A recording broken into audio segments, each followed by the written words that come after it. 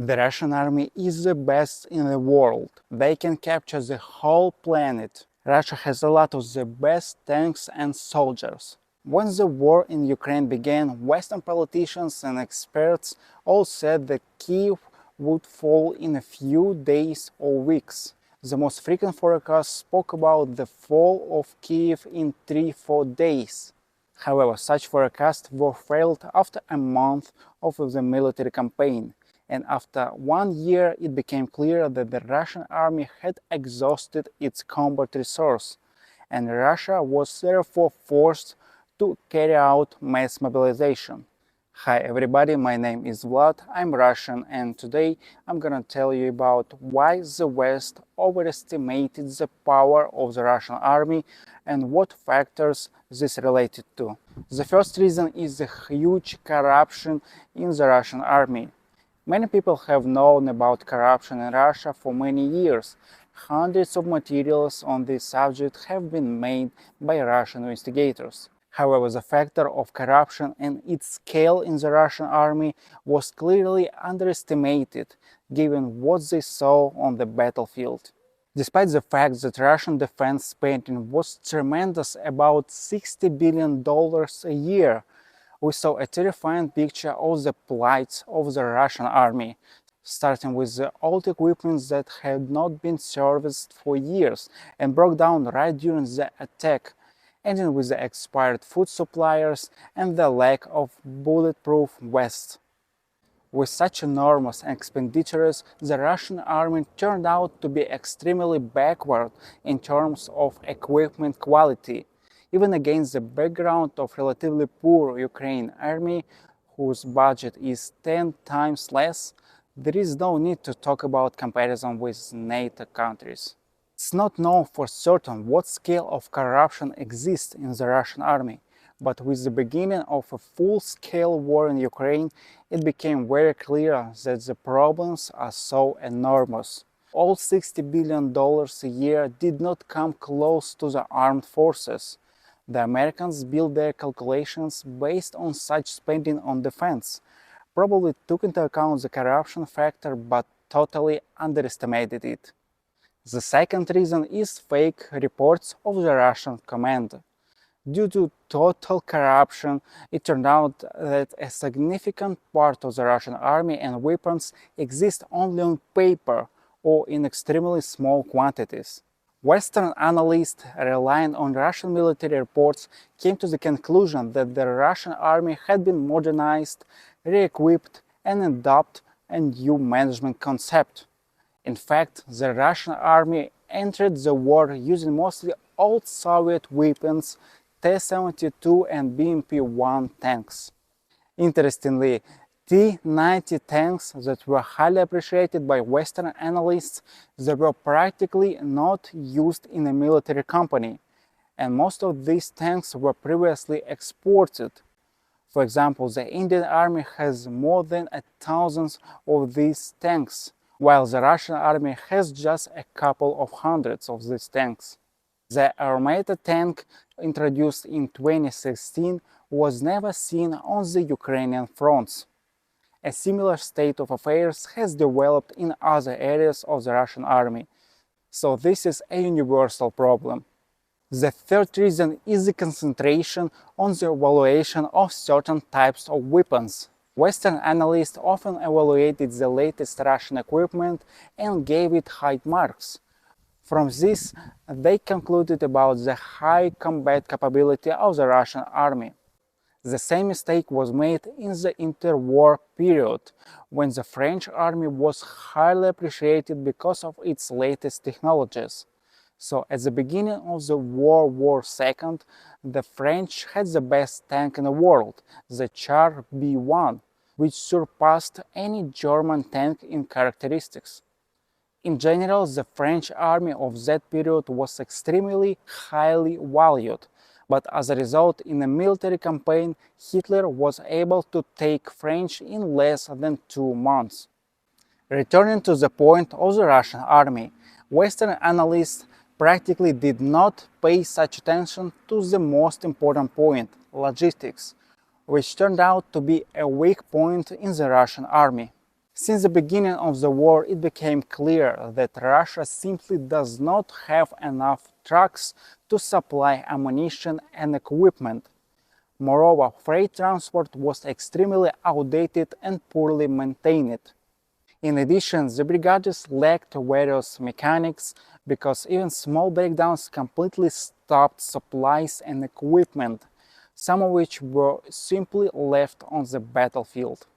The next reason is the military command and the Ministry of Defense. The problem of the Russian government is that during Putin's rule it was almost never selected by competence, and appointments to positions are closely related to Putin's personal attitude and with his surroundings. This state of affairs concerns all areas of Russian public life, including the army. The perfect example of this is actually the Minister of Defense Sergei Shoigu, who was weak competence in military affairs but has been serving as defense minister for 10 years. Even after the failures in the operation in Ukraine, Shoigu was not removed and continues to hold the post of minister. Of course, such a system generates huge incompetence on places that are difficult to access without a critical load. The American side was amazed at how incompetently this military offensive on Kiev was organized. Many noted the disorganization and long columns of equipment, which eventually became an easy target. The reason number 5 for the overestimating of the Russian army is the lack of major military experience and incorrect conclusions from other campaigns. Assessing the Russian army and its military potential, Western analysts, as a rule, turn to some episodes of Russian campaigns, primarily the war in Georgia, the annexion of Crimea, and the war in Syria. Despite the fact that Russia won in all these conflicts, it's worth noting that none of the conflicts gave a full opportunity to evaluate the Russian army. The war in Georgia ended in a couple of days and was launched against the extremely small country. The annexion of Crimea is a successful operation from a military point of view, however, it passed without fighting. So there was no question of a real assessment of the army. Well, the war in Syria was directed against disparate groups of terrorists and rebels, and Russia took a minor part in it. Many Western analysts, based on this data, came to the conclusion about the high efficiency of the Russian army. However, in the end, it became clear that these campaigns did not give an opportunity to assess the full-fledged Russian army and the course of hostilities in a full-scale war. Separately, it worth noting that all these operations were attended mainly by special forces who really had decent training. In general, the Russian army in recent years has been preparing as an army of small and quick operations, not large-scale wars. The conflict listed above really took place exactly according to the scenario of quick operations. The invasion of Ukraine was also launched under the slogan of Special Operation. In addition to political reasons, the name showed the intention of the Russian army to conduct a quick operation with the liquidation of the central government. Separately, it worth noting an incorrect assessment of motivation and morale. In fact, such abstract indicators are extremely difficult to evaluate, unlike quantitative ones. However, it plays a crucial role on the battlefield. At the beginning of the war, it became clear that the Russian army had little motivation and morale, and in general was not preparing to fight. They often went to contract service to serve as a man from their regions for lack of another choice. On my channel I have another video where I explained why ordinary non-military people went to the war during mobilization and go to Ukraine. The peacetime army was a good social elevator for the regions, and at the same time the military did not risk their lives. It's also important to note that the position of the army in Russian society occupies an extremely low place. Young people are massively trying to turn away from compulsory conscription, and not going to the army for legal or fake reasons is generally socially approved behavior, unlike in Soviet times. The army itself also occupies a low place in the state hierarchy. It has no influence on the country's politics. The next important reason is the demonstration of force and Russian propaganda. Indeed, from the perspective of a person from abroad, the power of the Russian army was confirmed by some demonstrative militarism on the part of Putin. This operates in squares, the presentation of new weapons that have no analog. These are military exercises that are theoretical in nature, this demonstration of the launch of missiles, and so on. In general, because of such a demonstration, Western politicians were inclined to overestimate the Russian army. And we can say that such propaganda was actively working in the West before the real invasion of Russian troops. Together with reports of the Russian command and military budgets, all this created the illusion of a powerful army, which led to overestimated of the Russian army. Many experts called it the second army in the world, and at first glance it was.